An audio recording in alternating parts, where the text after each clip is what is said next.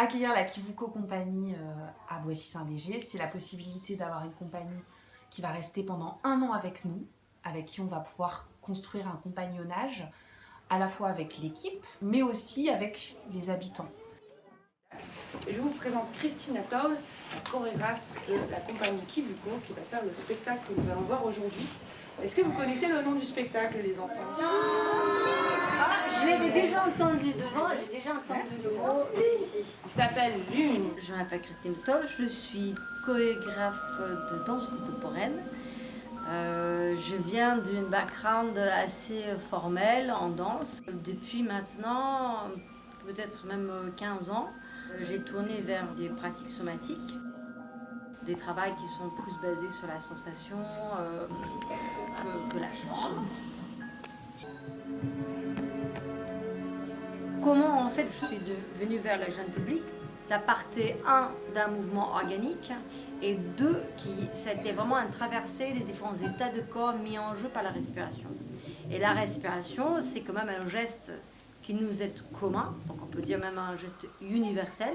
Les enfants aussi éprouvent l'action de respirer.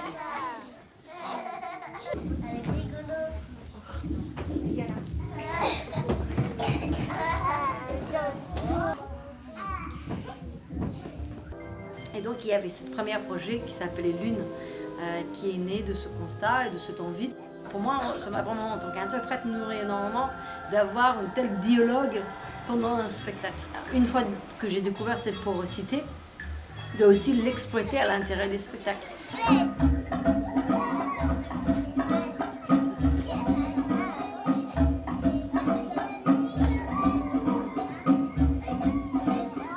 Donc en fait, pour les tout petits, c'est une opportunité de leur permettre d'exploiter ce corps qui est d'habitude déjà très communicante et de voir sa potentiel créatif et aussi de voir sa potentiel poétique.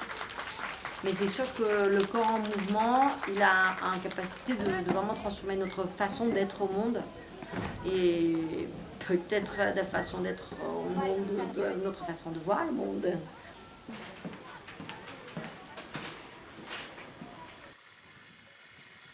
Après Lune, j'ai conçu un deuxième solo. Et si je faisais l'inverse de Lune, ça ferait quoi?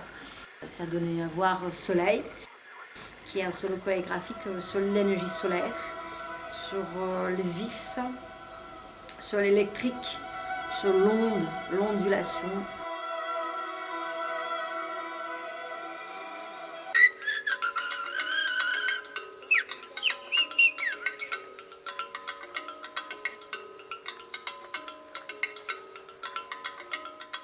On avait imaginé d'exploiter l'énergie solaire et c'est vrai qu'on avait pu montrer dans sa version extérieure ici à Boissy-Saint-Léger. C'était vraiment un bel exemple de ça, de ces capacités de la danse, de rendre les personnes curieuses et puis après petit à petit de les happer dans l'univers, même s'il y a beaucoup de choses, de bruit parasite, de passage et tout ça. On arrive aussi à amener des personnes dans ces petites boules de poésie qui est un peu improbable, qui peut arriver au milieu de la place de Forum de Boissy-Saint-Léger.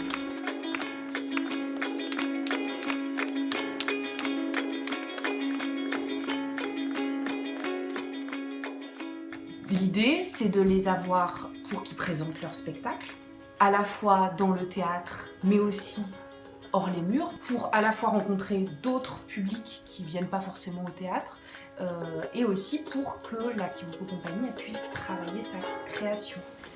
On avait été tenté par l'invitation de Marie-Paul Delangue, directrice de Centre culturel Le Forum, de proposer une version qui peut être in situ dans une forêt. Et ici à Boissy-Saint-Léger, dans le cadre de notre résidence, j'ai pu, vraiment grâce à l'invitation de Marie-Paul, aller au bout de quelque chose qui était pour moi un rêve. Et le rêve, c'était de montrer toute ce tritique dans le même lieu. Et aussi de faire des actions culturelles en lien avec les 3 spectacles, c'est-à-dire Lune, Soleil et Entre chien et loup. Le troisième objectif d'une résidence, c'est aussi le travail de médiation, c'est-à-dire qu'on permet aussi au public de toucher encore plus près le spectacle à travers de la pratique artistique. Donc on leur propose, dans des ateliers comme avec le collège Blaise Cendrars, de travailler sur de la chorégraphie autour de la matière qui est le spectacle Entre chiens et loups, et de eux-mêmes monter sur scène pour une micro-restitution de leur travail avec Christina. Pour les adolescents, la danse, ça peut leur amener plus d'aise dans le corps. C'est le moment que les garçons et les filles veulent plus se toucher, plus jamais. En fait, on peut se toucher avec un toucher qui n'est pas chargé de sens. De travailler comment apprivoiser l'espace par d'autres sens que le regard, ou comment créer des mouvements proches à un animal, ou comment travailler les appuis. Il faut travailler la sensorialité, et toujours avec ces notions de prise de risque pour qu'ils restent concentrés, pour qu'ils restent vraiment physiquement dedans.